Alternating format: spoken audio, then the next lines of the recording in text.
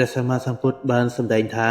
តបជាព្រាមមច្ចរិយញ្ញចអរិយាសច្ចានិទេសនੰនិព្វានសច្ឆកិរិយាចអេតមង្គលមុត្តមੰព្រះថាសេចក្តីព្យាយាមដិតនៅបាបធម៌មួយ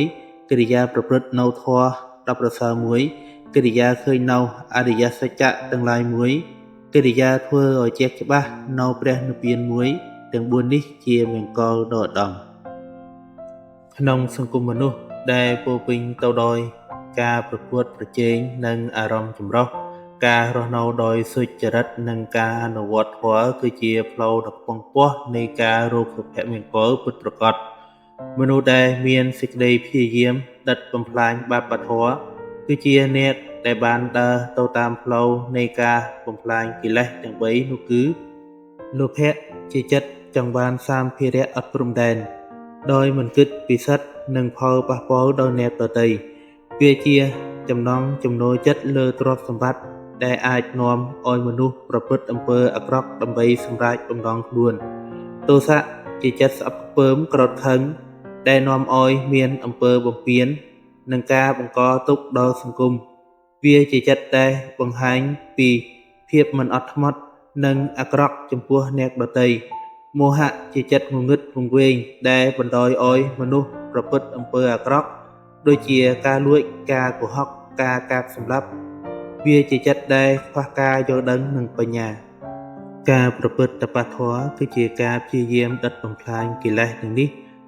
ដោយសាងសង់អំពើល្អដូចជាទានការបដិជួយសីលការរក្សាសីលធម៌ភាវនាការអភិវឌ្ឍចិត្តនិងសកម្មភាពសង្គមដូចជាកសាងសាលារៀនផ្លូវថ្នល់អំពើទាំងនេះមិនត្រឹមតែជួយឲ្យខ្លួនឯងមានសុភមង្គលនោះទេថែមទាំងជាផ្នែកមួយនៃការអភិវឌ្ឍសង្គមជាតិឲ្យមានសន្តិភាពនិងភាពរីកចម្រើនទៀតផងបន្ថែមពីនេះការប្រព្រឹត្តព្រហ្មចរិយាគឺជាកិរិយាដ៏ស្អាតស្អំដែលបង្ហាញពីការរស់នៅដោយសីលធម៌ខ្ពង់ខ្ពស់ព្រហ្មចរិយាមានសីលធម៌8យ៉ាងដែលជួយឲ្យមនុស្សបង្ក្រាបអារម្មណ៍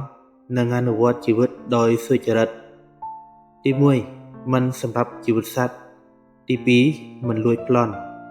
ទី3មិនប្រព្រឹត្តស្នេហាទី4មិនភូតកុហកទី5មិនផឹកទឹកស្រវឹងទី6មិនបរិភោគពេលរសៀលនិងពេលយប់ទី7មិនរាំច្រៀងលេងភ្លេងនិងមិនតុបតែងរាងកាយដោយគ្រឿងអលង្ការទី8មិនប្រើសម្ភារៈអង្គុយនិងដេកក្នុងទីប្រសើរពេកកិរិយាទាំងនេះជួយឲ្យចិត្តស្ងប់ស្ងាត់មិនរំខាននរណានិងជួយបង្កើតសង្គមដែលមានសុវត្ថិភាពនិងសន្តិភាពវាជាវិធីបង្ក្រាបអារម្មណ៍និងបង្កើតសីលធម៌ក្នុងជីវិតប្រចាំថ្ងៃជាដំណាក់កាលបន្តការឃើញអរិយសច្ចធម៌គឺជាការយល់ដឹងអំពីសេចក្តីពិតនៃជីវិតអរិយសច្ចធម៌មាន4យ៉ាងនោះគឺទុក្ខសច្ចៈសេចក្តីទុក្ខដែលមានក្នុងជីវិតសមុទយសច្ចៈមូលហេតុនៃសេចក្តីទុក្ខនិរោធសច្ចៈទីដែលសេចក្តីទុក្ខត្រូវបានរំលាត់មគ្គសច្ចៈវិធីរំលាត់សេចក្តីទុក្ខជីវិតមនុស្សពោរពេញទៅដោយការប្រែប្រួលនិងទុក្ខវេទនាដែលបណ្ដាលមកអំពីកិលេសតណ្ហាដោយការយល់ដឹងអរិយសច្ចៈមនុស្សអាចដឹងថាទុក្ខអាចរំលាត់បានប្រសិនបើអនុវត្តតាមមដ្ឋង្គិកមគ្គព្រះអរិយបុគ្គលទាំងឡាយបានប្រតិបត្តិធម៌នេះដើម្បីឆ្លងផុតអំពីសេចក្តីទុក្ខនិងឈានទៅដល់សេចក្តីសុខពិតប្រាកដចុងក្រោយការប្រព្រឹត្តនៅអង្គ8នៃអរិយមគ្គគឺជាវិធីដ៏ត្រឹមត្រូវក្នុងការឈានទៅរកព្រះនិព្វានអង្គទាំងនេះរួមមានសម្មាទិដ្ឋិយល់ឃើញត្រឹមត្រូវសម្មាសង្កប្បៈគិតត្រឹមត្រូវសម្មាវាចាពោលពាក្យត្រឹមត្រូវសម្មាកម្មន្តៈប្រព្រឹត្តការងារត្រឹមត្រូវសម្មាអាជីវៈប្រកបមុខរបរត្រឹមត្រូវសម្មាវាយាមៈព្យាយាមលះបង់អំពើអាក្រក់និងសាងអំពើល្អសម្មាសតិរលឹកត្រឹមត្រូវសម្មាសមាធិតម្កល់ចិត្តឲ្យខ្ជាប់ខ្លួនការអនុវត្តធម៌ទាំងនេះជួយឲ្យមនុស្សបង្កើតសីលសមាធិនិងបញ្ញាដែលជាគ្រឿងសំខាន់ក្នុងការឈានទៅកាន់ព្រះនិព្វាន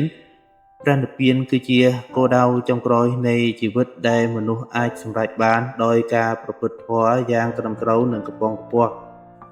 ដោយសារតែធម៌ទាំងនេះជួយបង្ក្រាបអំពើអាក្រក់បង្កើតសេចក្តីល្អ